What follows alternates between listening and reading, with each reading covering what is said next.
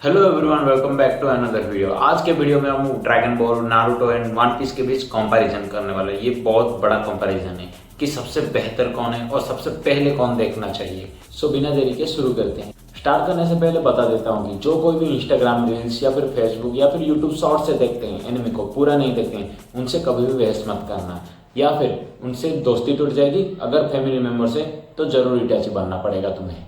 First dragon ball जी से शुरू करते हैं। ये सबका फर्स्ट एनिमे है जो टीवी में देखा करते थे, जो अब तक एक्टिव है और बाकियों का पता नहीं। पहले हम टीवी में रिपीटेडली देखते थे और वो दिखाते थे भी थे। पहले रेटेस से लेकर वेजिटा तक रिपीट किया, वेजिटा से फिर फ्रीजा तक रिपीट किया और ऐसे करते करते माजिन बू तक गया। एक ही अटेम्प्ट है, वो पूरा नहीं दिखाया। ये तो बहुत पहले की बात था। सुपर तो बहुत बाद में आया, जब हम बड़े हो गए थे। इसमें एक कैरेक्टर है जो सबका फेवरेट है, वो है गोकू। कुछ लोग बोल रहे हैं कि Goku can solo big three मतलब Naruto, One Piece and Bleach जितने भी कैरेक्टर है सबको गोकू अकेला डिफीट कर सकता है। एनीमे तो हाइप गोकू की वजह से ही हुआ। ये मेरे फ्रेंड सर्कल की बात कर रहा हूँ, मेरा ओपिनियन है, सबका पता नहीं। उसका पावर, सुपर पावर जैसे फ्लाइंग टेक्निक, कामेहामेहा, कायोकेन और फाइटिंग स्किल्स, ये सबको अट्रैक्ट कर दिया। इसके बाद है एक्सप्रेशन और बिहेवियर ऑफ कैरेक्टर्स, वो भी सब कुछ परफेक्ट था। गोकू का पोटेंशियल ऑन ट्रेनिंग और सब लोगों के लिए सोचना, चाहे दुश्मन हो या फिर फ्रेंड हो, सबके लिए वो सोचता था। पहले दुश्मन को हराता था और सबको मौका भी देता था कहीं अपनी गलती का एहसास करके वो बदल ना जाए। और ऐसा भी हुआ है वेजिटा के केस में। वो पहले दुश्मन था और बाद में अपना फ्रेंड बन गया। हालांकि वो फिलहाल सिर्फ गोकू से ही लड़ना चाहता है, बाकी सबसे नहीं। पहले तो सबको मारना चाहता था। फ्रीजा के केस में तो टोटल अलग है। उसको मौका भी दिया, बार बार मौका देता रहा, पर वो बदलने का नाम ही नहीं लेता। नेक्स्ट बिहेवियर, बेस्ट एग्जांपल ले लो वेजिटा को। वो प्रिंस ऑफ सेयन है और उसका एटीट्यूड ही बताता है कि वो प्रिंस है। हाँ, बहुत ही घमंडी है। ऑब्वियसली उसका बाप जो राजा था वो घमंडी जरूर होगा। इसके बाद विलेन में से आता है फ्रीजा, जो चालाक और हरामी है। शुरू से अभी तक सबसे बड़ा हरामी फ्रीजा ही है। मतलब इतना मौका मिला फिर भी सुधरता नहीं है। नेक्स्ट है मार्शल आर्ट टूर्नामेंट्स। ये सबको अट्रैक्ट करके रखा है। फाइट है ना, इसीलिए। और एक चीज इसमें सीखने को मिला, तुम्हें जितना ताकत है सब कुछ लगा लो सक्सेस को पाने के लिए। No matter what comes in front of you. तुम कंपटीशन हो, जॉब हो या फिर पढ़ाई में हो, खास करके स्पोर्ट्स में अपना 100% लगा लो। फिर भी हारते हो तो कोई पछतावा नहीं होगा, क्योंकि तुम अपना 100% दे चुके हो। और फिर भी हारते हो तो तुम्हें कोई पछतावा नहीं होगा। भाई, मेरे औकात के हिसाब से मैं सब कुछ दे दिया, फिर भी हारता हूँ, एटलीस्ट गर्व से तो हारोगे। नेक्स्ट आते हैं वन पीस। इसका मेन कैरेक्टर है लूफी, जो एक गोमुगम नाम के डेविल फ्रूट को डिवोर कर लेता है और उसका बॉडी फ्लेक्सिबल बन जाता है, रबर जैसा। चाहे कुछ भी हो जाए, वो कितना भी लंबा कर सकता है।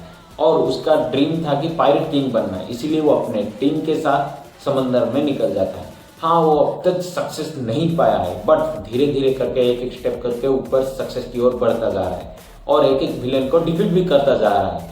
ड्रैगन बॉल में जो था, एक एक करके अपना प्रॉब्लम सामने आता था, बट इसमें सारा प्रॉब्लम्स उसके पहले भी पता है और वो धीरे धीरे मेहनत करके धीरे धीरे अपने सक्सेस की ओर बढ़ रहा है। ये एनिमे सिखाता है कि कोई भी चीज इजीली हासिल नहीं होता, जैसे रातों रात करोड़पति बना हुआ, कुछ भी नहीं होता है। तुम्हें धीरे धीरे सब कुछ तुम्हें ही करना पड़ेगा। हर टाइम तुम एक कदम आगे बढ़ोगे, तुम्हें पता भी नहीं चलेगा। और ये इंटरेस्टिंग बात है कि हर एक इंसान के पास अलग तरह का स्पेशलिटी होता है। मतलब कोई सिंगिंग में, कोई डांसिंग में, कोई क्रिकेट में, कोई जॉब्स में। एक प्रोफेशन दूसरे प्रोफेशन से पूरा अलग होता है। तुम गाना गा रहे हो तो तुम सिंगर चूज करो, ऐसा नहीं कि वो डांस कर रहा है मैं भी डांस करूँ, वैसा कुछ भी नहीं होता है। अगर तुम उस पर ध्यान दोगे तो तुम अपना कैरियर खत्म कर दोगे। तुम गाना गा रहे हो तो गाने में फोकस करो, तुम डांस कर रहे हो या फिर डांस में फोकस करो। अगर तुम्हें पढ़ाई पसंद है, टीचर या फिर जॉब पे ट्राई करो। जो कुछ भी कर रहे हो, बस एक बात याद रख के करना, हार गए तो फिर से ट्राई करना। ऐसा नहीं कि एक बार हार गए तो सब कुछ खत्म। बार बार ट्राई करते रहना, बस अपने फोकस हटाना मत। जितना गिरोगे उतना ही स्ट्रांग बनते जाओगे। इस एनिमे में बिल्कुल वैसा ही कुछ दिखाया है। हर एक बंदे के पास स्पेशल कुछ अलग होता है। डेविल फ्रूट पावर, कोई रबर की तरह है तो कोई इलेक्ट्रिक यूज कर रहा है, कोई गायब हो रहा है, कोई ड्रैगन बन रहा है, सब कुछ अलग है। Next Naruto. देखो, नारुतो और नारुतो शिपुडन का मैसेज अलग देता है और बोरुटो का जो उसका बेटा है वो अलग से मैसेज देता है। बोरुटो का सब रिलेटेड है, ड्रैगन बॉल, वन पीस और नारुतो तीनों का मिला दो तो थोड़ा बहुत वैसा है बोरुटो का। और नारुतो शिपुडन का वो टोटल अलग है। जैसे कि नाम से पता चल रहा है कि मेन कैरेक्टर का नाम ही शो का नाम है। शुरू में लगा कि नारुतो बहुत अकेला बंदा है जो लोनली फील करता है और बहुत सफर किया है। बट बाद में पता चला कि बहुत और कैरेक्टर्स है, वो भी सफर किए हैं, वो भी अकेले हैं और अकेला चल रहे हैं। मेरे हिसाब से इस सीरीज का हर एक कैरेक्टर मेन रोल प्ले करता है। उनमें से एक को भी हटा दो तो शो इतना हाइप नहीं रहेगा। हर कोई अपने व्यू में अकेला है। कुछ लोग जन्म से है, कुछ लोगों को परिस्थिति के अनुसार वो अकेला पड़ गए और कुछ दुनिया के भलाई के लिए अकेला बन गए। ये सीरीज सबको इमोशनल कर देगा और इसमें 100 से भी ज्यादा कैरेक्टर्स को दिखाया गया है और उनका व्यू भी दिखाया गया है उनके तरफ से, मतलब वो कैसे देखते हैं दुनिया को। अगर तुम ये सीरीज देखते हो तो सबसे हैरान करने वाले नतीजों पे पहुंचोगे। मतलब इसका हर एक कैरेक्टर सब हीरो है, एक दो बंदे को छोड़ के सब अपने अपने जगह ठीक है। बोलोगे नहीं ये कोई गलती बात नहीं, वो सब ठीक ही किए हैं। अगर तुम उनके जगह भी रहते तो शायद तुम भी वही करते। इस एनिमे सीरीज का विलन ही हीरो है। मतलब पूरा एनिमे सीरीज हाइप होने का बस एक कारण है, उसका स्ट्रॉन्गेस्ट विलन। देखो बाकी मूवी देख लो, एनिमे सीरीज देख लो, उसका विलन क्या चाहता है दुनिया में? दबदबाए बनाए रखना या फिर राज करना या फिर पैसा चाहना। बट इसमें सारे के सारे विलन शांति बनाए रखना चाहते हैं, खुद का सेक्रीफाइस करते हैं, कुछ चंद लोगों का भी सेक्रीफाइस करते हैं, बट उन्हें सच्चाई नहीं पता है। इस एनिमे में सबको बहुत बड़ा मैसेज देता है, हम सबको, जो रियल लाइफ से रिलेटेड है। देखो जो तुम भी कर रहे हो, मैं भी कर रहा हूँ, हमको लगता है वो सब सही है, बट शायद कोई हमारा गलत इस्तेमाल कर रहा होगा। और जब हमें सच्चाई का पता चलेगा तब तक हम सब कुछ खो चुके होंगे और उसे सुधारने के लिए हमारे पास कुछ भी नहीं होगा। इसीलिए जो भी कर रहे हो सोच समझ के दोनों तरफ से देख के करना पड़ेगा। इसके बाद और एक बड़ा मैसेज देता है जो हमारे हाथों में भी नहीं है। देखो अगर तुम मेंटली या फिर फिजिकली कहीं फंस जाते हो तो जो कोई भी इंसान पहले आएगा तुम्हें बचाएगा, तुम उसे भगवान मान लोगे, उसके हर बात को मान लोगे। वो अगर तुम्हारे फायदा उठा के तुम्हारा गलत इस्तेमाल किया तो तुम उस टाइम कुछ भी नहीं कर पाओगे, तुम उसके झांसे में फंस जाओगे। मतलब टोटल किस्मत के ऊपर पड़ा है, तुम्हारे हाथ में कुछ भी नहीं है। देखो एक तरफ ये मैसेज करता है कि तुम ही सब कुछ कर सकते हो और दूसरी तरफ ये दिखाता है कि तुम्हारे हाथ में कुछ भी नहीं है। इसीलिए ये इकलौता एनिमे सीरीज है जो सब बोल रहे हैं कि इसका विलन भी सही है, इसका हीरो भी सही है, इसका साइड रोल करने वाले कैरेक्टर्स भी सही है।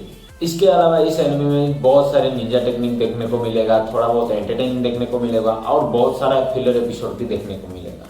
ये था तीनों एनिमे का मेन कॉन्सेप्ट जो राइटर्स दुनिया को दिखाना चाहते हैं। अब बारी है तीनों में से बेस्ट कौन है। देखो ड्रैगन बॉल और नारुतो दोनों ऊपर है और वन पीस थोड़ा पीछे है। वन पीस थोड़ा पीछे है इसीलिए लूफी अभी तक अपने सक्सेस तक नहीं पहुंचा है, मतलब अपने मुकाम तक नहीं पहुंचा है। डिफीट क्यों ना हो जाए कोई बात नहीं, वो आधा हुआ है, अभी एक एम्पायर को सिर्फ डिफीट किया है, अभी भी बहुत बाकी है, इसीलिए उसे थोड़ा पीछे रखा हूँ। और रही बात ड्रैगन बॉल और नारुतो की, वो अपने सक्सेस को भी कवर करके आगे बढ़ चुके हैं, उसे सरपास कर चुके हैं ऑलरेडी, इसलिए वो आगे है। मानता हूँ कुछ लोगों को बुरा लगेगा क्योंकि वन पीस को थोड़ा पीछे रख लिया, बट ये सच्चाई है। कुछ चीज हासिल करने के लिए वहीं तक पहुंचना पड़ता है, बट वो अभी तक वहां पहुंचा नहीं है। ये भी सोचने वाली बात है कि लूफी का आधी जर्नी ही इतना ही तबाह मचा रहा है तो पूरा जर्नी कैसा रहेगा।